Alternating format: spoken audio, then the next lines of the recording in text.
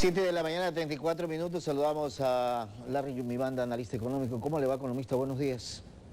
Buenos días, don Javier. Buenos días al país. Bienvenido. Entiendo que el Ejecutivo ya debe haber analizado las dos proyectos de ley que fueron aprobados en la Asamblea, la de apoyo humanitario y la de ordenamiento de las finanzas públicas, y entiendo también que alista vetos a esas dos leyes. En términos generales, lo que consta en cada una de ellas, ¿era lo adecuado o no? Mire, no solamente los dos proyectos de ley, sino también las medidas adoptadas hace pocos días. Nosotros, como Círculo de Economía de Guayaquil, lo hemos enmarcado bajo la encrucijada de las 3 I.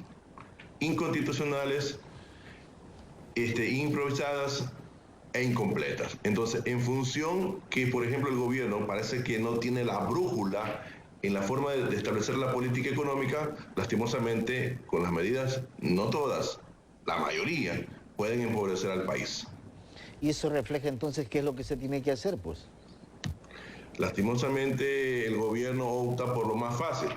Por ejemplo, inconstitucionales. ¿Cómo va a ser posible que en el proyecto de ley de apoyo humanitario y en las decisiones que el gobierno adoptó se tomen decisiones que violan los derechos constitucionales de los trabajadores públicos y privados, disminuyendo en este caso sus salarios de los contratos actuales?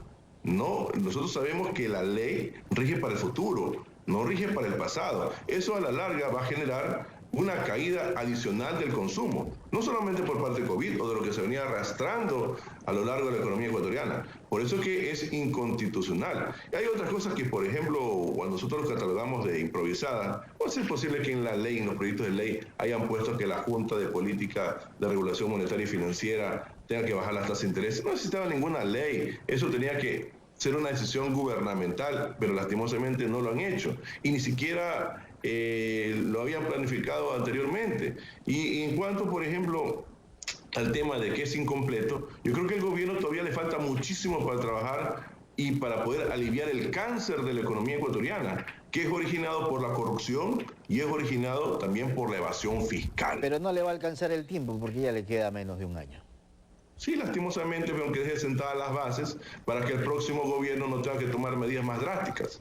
El asunto es que el gobierno cree que reduciendo el gasto de manera drástica en 4.000 millones, va a pensar que los ingresos van a ser exactamente los mismos.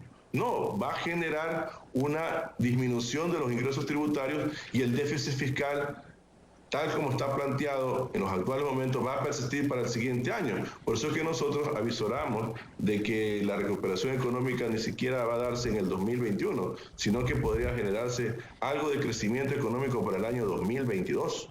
Se necesitan más de 10.000 millones de dólares para cubrir toda la situación. ¿De dónde sacamos ese dinero, economista?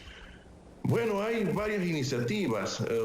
Por ejemplo, de las decisiones que el gobierno ha querido impulsar es el tema de la renegociación de la deuda. Ha dicho que va a renegociar por un ahorro para el gobierno por 1.300 millones. Algo de lógica tiene porque son 1.100 millones los intereses que se tienen que pagar como deuda pública externa e interna en el Ecuador. Pero tenemos que saber que lo que necesita el país es saber las estrategias que el gobierno va a tener con respecto a los tenedores de bonos, con respecto al Fondo Monetario Internacional, con respecto a la CAF, al BID, al Banco Mundial, a China, a los miembros del Club de París, etc. Necesitamos saber la estrategia, porque una cosa es anunciarlo, otra cosa es hacerlo. También creemos que se necesitan recursos frescos. Bueno, habrá que buscar el mecanismo. Nosotros hemos planteado una cuestión para el debate y lo regresamos con el tiempo, ¿no? El tema de la titularización del petróleo. Yo creo que eso puede permitir generar recursos. Hay sondeos de analistas expertos en materia petrolera de que el precio del petróleo se va a recuperar para el segundo semestre del año 2020. Actualmente ya está en $32 el WTI y va a seguir creciendo en función de que, por ejemplo, los motores de la economía global van a comenzar a aprender y adicionalmente el acuerdo que se podría dar entre Estados Unidos con China, y eso va a permitir que se consuma más petróleo y por lo tanto el precio tiende a subir. Por eso que es el momento de poder hacer esta operación que permita recursos frescos. Y solamente podría ser una operación del 10% de la producción petrolera total. No es venta anticipada de petróleo, ojo, es una titularización, o sea, una emisión de papeles de deuda que sean sustentados en los futuros, en la futura venta que haga el Ecuador de los recursos petroleros. Y adicionalmente nosotros creemos que es importante, si hay un problema de consumo, bajar el IVA.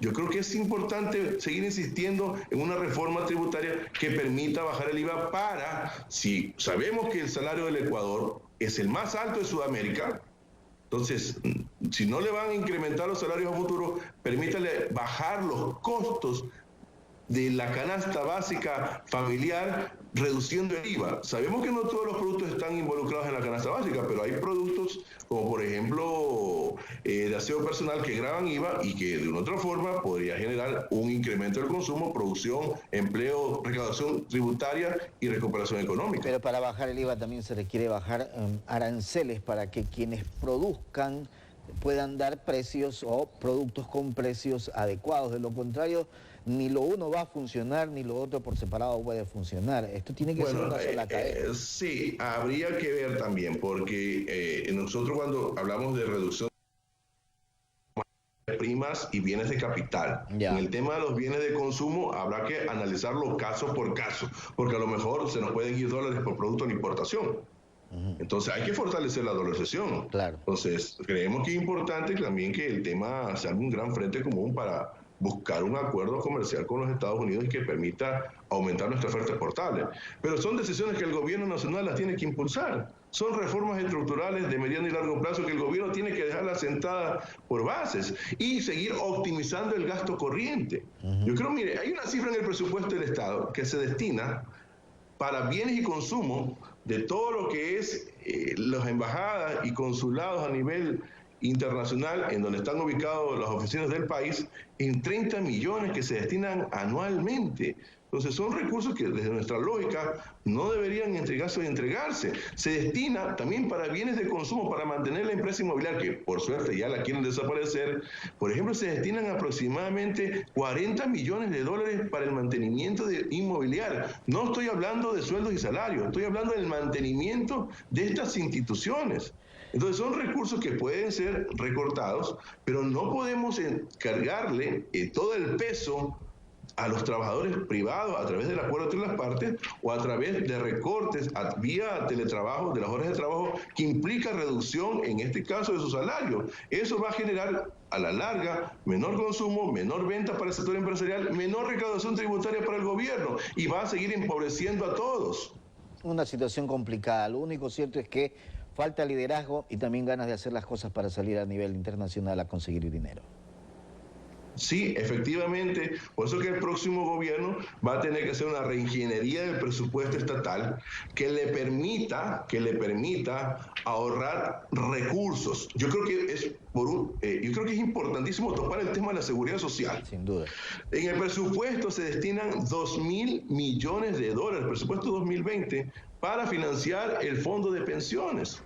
Entonces, creemos que es necesaria una reforma de ley, así como crearon el Banco del BIES, pero obviamente tiene que entrar en un proceso de transparencia, eliminación de toda red de corrupción, que permita que el IES tenga su propia empresa pública para que participe de los procesos de concesión del sector minero o de la concesión de las carreteras, que le permita tener rentabilidad adicional a lo que genera rentabilidad por producto de los préstamos quirografarios e hipotecarios. Yo creo que ese debe ser el nuevo rol del Seguro Social, que le permita tener liquidez y por ir saliendo paulatinamente ese 40% que financiamos del presupuesto del Fondo de Pensiones. Economista, quiero agradecerle por habernos acompañado esta mañana vía Skype. Que tenga buen día. Un abrazo, saludos a todos. Gracias, Larry Yumibanda, analista económico. Son las 7 de la mañana con 43 minutos. Una pausa, enseguida regresamos.